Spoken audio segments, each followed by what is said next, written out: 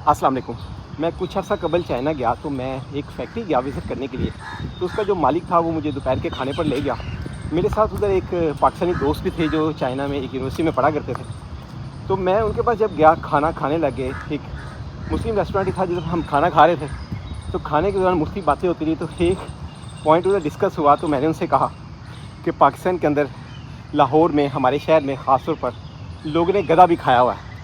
تو وہ جو چائنیز تھا اس نے کہا کمال, وہ سمجھا شاید ہم لوگ گدا کھاتے ہیں. تو مجھے وہ کہتا ہے جی قریبی ایک ریسٹورینٹ ہے, میں ادھر آپ کو لے کر چلتا ہوں, بڑا شاندار گدے کا گوشت ہوتا ہے, میں خود اس کو بڑا لائک کرتا ہوں, آؤ میرے ساتھ چلو. لیکن میں اس کو کافی اصرار کرتا رہا. وہ بس ادھر کہتا ہے نہیں. میں نے کہا نہیں, میں جو بتانے کی کوشش کر رہا ہوں کہ ہم لوگ گدا نہیں کھاتے ہیں. لیکن وہ یہی سمجھتا رہا, لیکن بڑی مشکل سے اس کو منع کیا. تو مجھے کہتے ہیں کہ آپ لوگ یہ کیسے ڈیسائیڈ کرتے ہیں کہ کون سی چیز حلال ہے یا کون سی حرام ہے. تو میں نے اس سے کہا کہ میرے والد صاحب نے مجھے انفارمیشن جو دی تھی میں آپ کو بتا دیتا ہوں. اس میں پلس مائنس بھی ہو سکتا ہے, لوگ ایڈ بھی کر سکتے ہیں. لیکن 3 قسم کے جاندار ہوتے ہیں. ایک ہوتے ہیں پرندے جو ہواؤں میں اڑتے ہیں, ایک ہوتے ہیں جانور جو زمین پر چلتے پھرتے ہیں, چوپائے جن کو کہتے ہیں, اور تیسرے ہوتے ہیں آبی جاندار.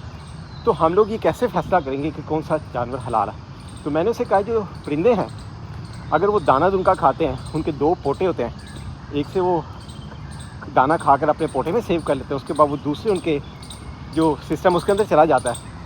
تو ایسے تمام جانور حلال ہوں گے اور وہ چیر پھاڑ کرنے والے نہیں ہوں گے, اور ان کو ذبح کرنے کے دوران تکبیر پڑھی جائے گی.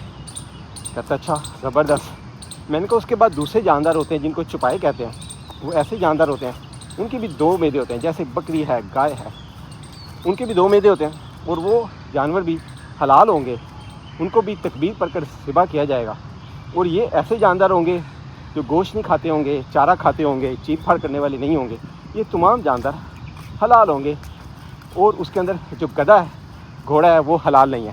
وہ کہتا ہے وہ بھی تو چارہ کھاتے ہیں. میں نے کہا بالکل, لیکن وہ حلال نہیں ہے. لیکن کچھ جگہوں پر گھوڑا جو ہے اسے مکروہ قرار دیا گیا, وہ کسی ایمرجنسی کیس میں کھایا جا سکتا ہے.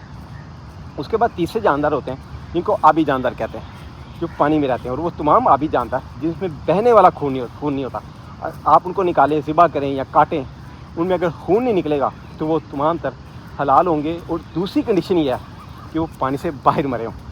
وہ بڑا حیران ہوا, کہتا ہے یار بڑی زبردست آپ نے یہ بات بتائی ہے. میں نے کہا یہ تمام جاندار جو میں نے ان کنڈیشنز پر بتائے ہیں پورا اترتے ہیں, وہ تمام جاندار حلال ہیں. تو کافی دوست ہیں, میں نے ایک دفعہ ایک ویڈیو شیئر کی ایک پلیٹ فارم پر, کافی لوگوں نے مجھے کہا جی کہ آپ غلط بتا رہے ہو اس چیز میں, اس میں جو گدھا ہے, گھوڑا ہے, وہ مکمل طور پر حرام ہوتے ہیں. لیکن میں نے دیکھا ہے کہ کئی ایسے مسلم ممالک ہیں جہاں پر گھوڑا کھایا جاتا ہے, اور پاکستان کے اندر لاہور میں تو لوگوں نے گدھا کھایا ہوا, اور ہر ایک بندے نے کھایا ہوا ہے. میں یقین سے کہہ سکتا ہوں, کوئی بھی بندہ یہ قسم کھا کر نہیں کہہ سکتا کہ میں نے گدھے کا گوشت نہیں کھایا. کیونکہ آپ کو جن ریسٹورینٹ میں ذائقہ ملتا ہے نا, تو اس چائنیز بندے کی جو بات ہے نا وہ بالکل درست ہوگی کہ وہ بڑا ٹیسٹی ہوتا ہے, بڑا مزے کا ہوتا ہے. لوگ کہتے ہیں نا وہ یار بڑا مزہ آیا, میں گوشت کھاتا ہے, اس کا مطلب ہے کہ انہوں نے گدھے کا گوشت کھایا گا, تبھی اس میں سے وہ مزہ اور ٹیسٹ نکل کر آئے گا. نیکسٹ ویڈیو تک مجھے اجازت دیجیے گا. اللہ حافظ.